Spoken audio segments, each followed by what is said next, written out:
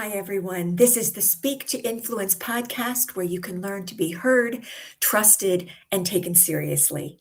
I'm your host, Karen Sachs. Now, today was advertised for our English as the second language speakers. However, this message is true for anyone who needs to speak a little more clearly and a little more pronunciation precise. So, let's get started. So, why does clearer pronunciation impact a career, confidence, and connection for English as a second language professional? I have had the blessing to work with many intelligent ESL professionals throughout my career, doctors, engineers, business owners, my clients, and they all have one thing in common. Intelligence is not an issue. Clarity is an issue for most of them. So it's not fair, but people will often judge how easy you are to understand before they judge what your expertise and experience is. What you need to do is make sure that you are speaking as clearly as possible with the pronunciation precision that you want to have. It makes a difference.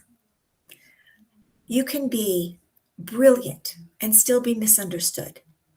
So, what are we going to do about it? Well, let's talk a little bit about what happens when you're misunderstood. First, you can be interrupted frequently as people ask you to repeat what you said. It's extremely frustrating. And you have people who will stop speaking up because they don't want to be frustrated anymore. Then you'll have people who think that you need to lose your accent. That's not true. Your accent is part of your identity. And the United States has multiple accents in American English. So, what you need to do is make sure that you realize that your accent is not a problem. What you want to do is make sure that you understand that clear speaking is an opportunity. So, what is the cost of missing out on clearer communication? Hi, Undine. I'm glad you're here today. Welcome. There is a cost for unclear speaking. That cost is personal in terms of embarrassment, withdrawal, anxiety in meetings, things like that. But there's an even bigger consequence professionally. You get less opportunities for promotions, which directly impacts your income potential. You get less opportunities for leadership. You're not looked at with authority, and you become interrupted more often. The problem is that humans can process speech much more quickly than most of us can speak. Hello, Vicki. Welcome.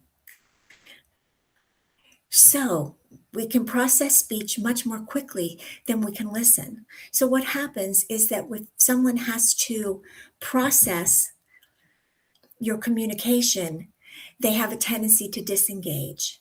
And if they have to decode every word, they're no longer paying attention to your great idea. They're just decoding. And that's not what you want. You've invested a lot to learn English.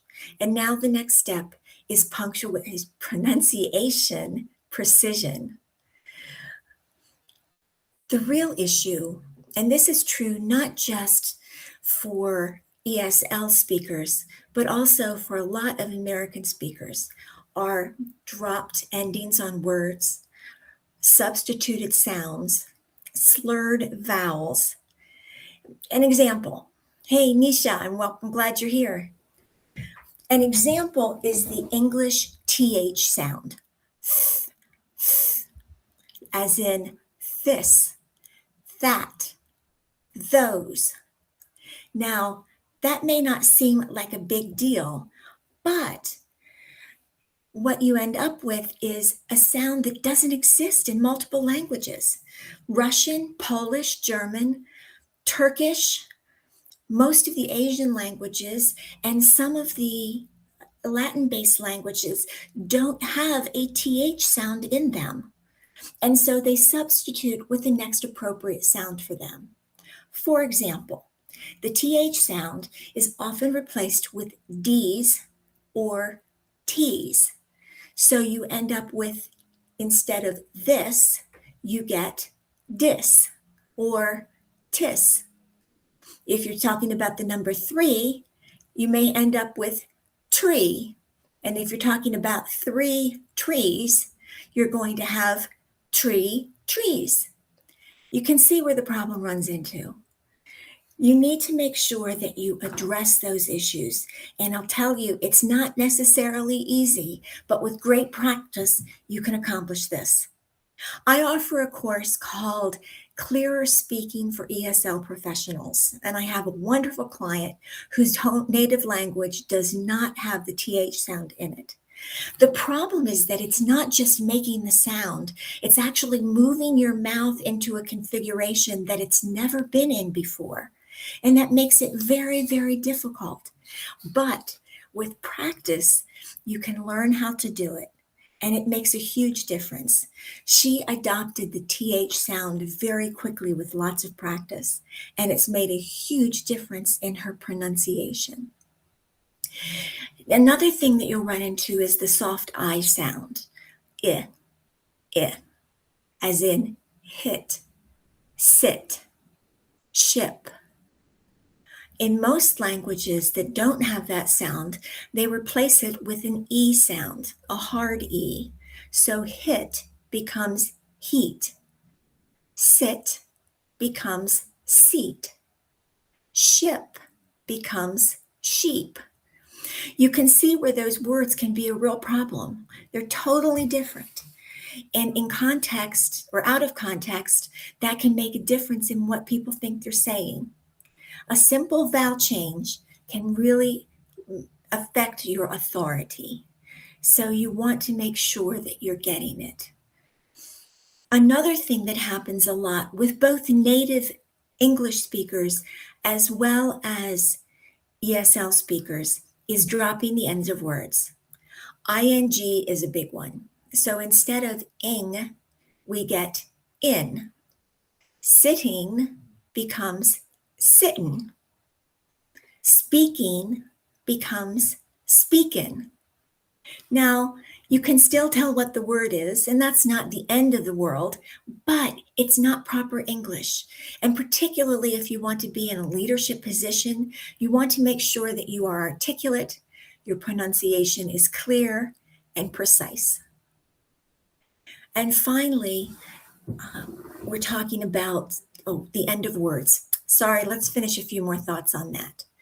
So it's not just ing, ed is often dropped. So the difference between work and worked, that's a big difference. You need to make sure that you're covering both of those. Or some words, they just drop off the last letter. Cold becomes coal. Best becomes bess. Those are mispronunciations. They're not the same word.